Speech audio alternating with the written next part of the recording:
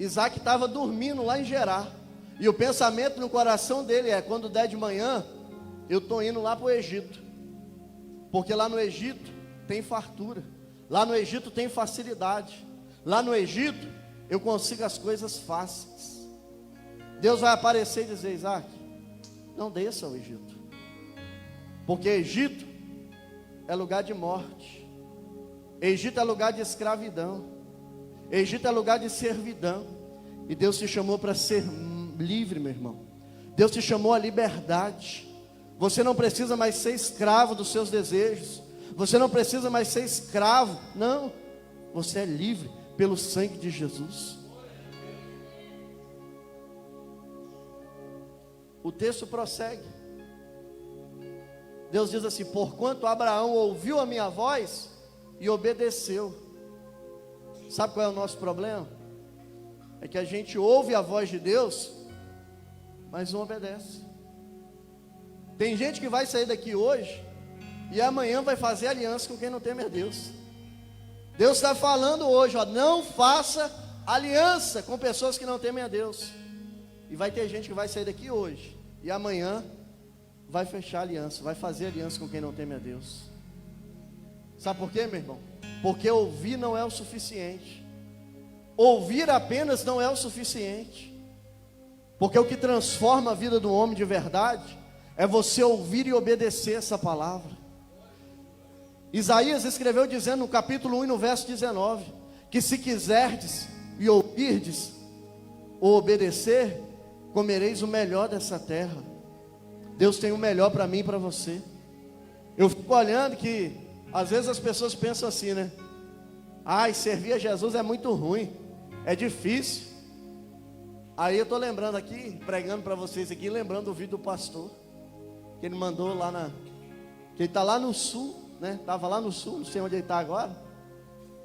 E ele mandou uma foto lá, o pessoal preparou um churrasco para ele e para a família lá, uma costela desossada, né? Aquele negócio de crente, irmãos. E aí eu fico pensando assim: como que Deus cuida da gente, né? Como que Deus cuida da gente nos mínimos detalhes, quando a gente quer obedecer a voz de Deus? Tem gente que ouve a voz de Deus, mas não está disposto a obedecer. Será que eu estou falando para pessoas aqui nessa noite que têm ouvido a voz de Deus, mas não têm obedecido aquilo que Deus tem falado? Só que Isaac, ele tem uma atitude diferente. Gerar não era o destino dele.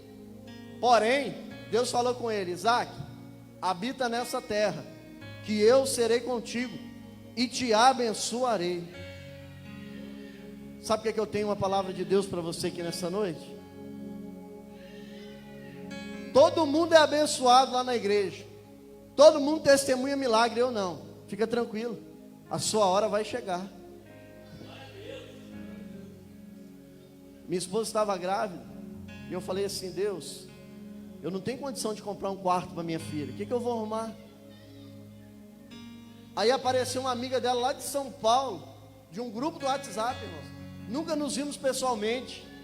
A mulher falou assim: Tamires, eu escolhi um quartinho para você na Grão de Gente, dá uma olhadinha, vê se você gosta. Aí lá um quartinho com berço, uma cômoda, um guarda-roupa.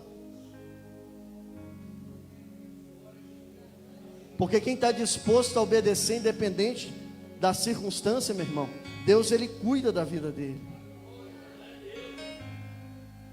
Outro dia a gente passando uma dificuldade, e aí essa mesma pessoa, Deus colocou no meu coração abençoar vocês com R$800. Uma crise danada. E eu falei assim: passa a conta para ela. Ô glória. Sabe por quê, meu irmão? Deus, ele não dá nada para a gente que a gente não esteja precisando de verdade.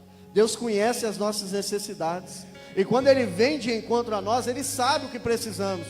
E tem um porém: se alguém aqui não estiver disposto a nos abençoar, Deus vai levantar alguém em outro lugar, porque é assim que funciona com Deus. Deus não depende que o nosso coração amoleça para nos abençoar.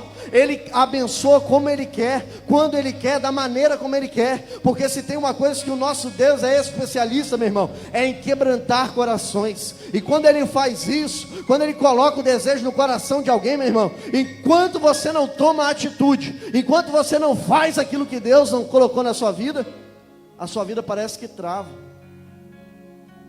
Parece que trava.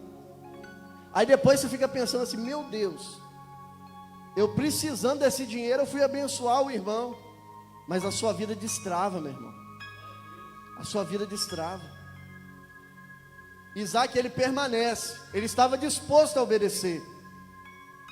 E a Bíblia diz que naquele mesmo ano, naquele mesmo tempo de crise, Isaac vai fazer uma coisa que ninguém está fazendo.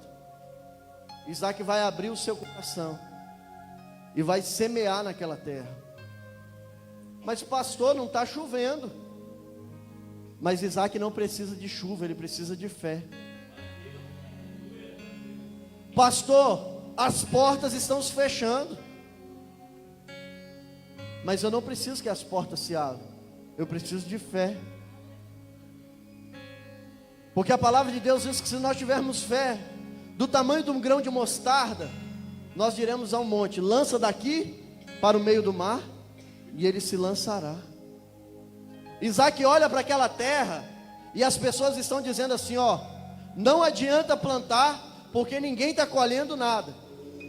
Isaac olha para aquela terra e fala assim: bom, se ninguém está colhendo, tem um problema com esse ninguém que não está colhendo. Por quê? Porque a terra é a terra da promessa.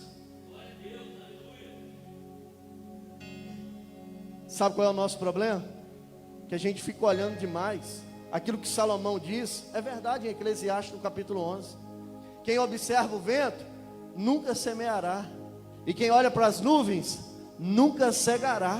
Fica esperando sair aquele solzão, primeiro chover para a terra ficar mole, e depois sair o sol para ele não capinar, não preparar o solo ali no meio da chuva, né? Aí se esquenta demais o sol está quente demais, se chove demais, choveu demais. Mas Salomão diz assim, que se nós ficarmos olhando isso, irmão, nunca vamos semear, mas também nunca vamos colher nada. Mas eu quero acreditar nessa noite que eu estou pregando para uma igreja que tem um coração como de Isaac, independente do que esteja acontecendo, independente de qual seja a situação, eles estão semeando por fé, porque eles sabem que esta é a terra da promessa, essa é a terra onde você vai colher. A Bíblia diz que Isaac semeou naquele ano, naquela mesma terra, e ele colheu 100 medidas por um. A cada semente que Isaac lançava, Deus o fazia colher 100 sementes iguais. Eu quero liberar essa palavra sobre a sua vida. Eu não sei o quanto você tem semeado, mas que Deus te faça colher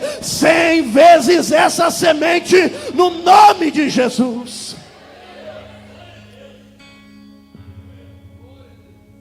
Versículo 12. E semeou Isaac naquela mesma terra, e colheu naquele mesmo ano. Aqui é só para quem tem fé, irmãos.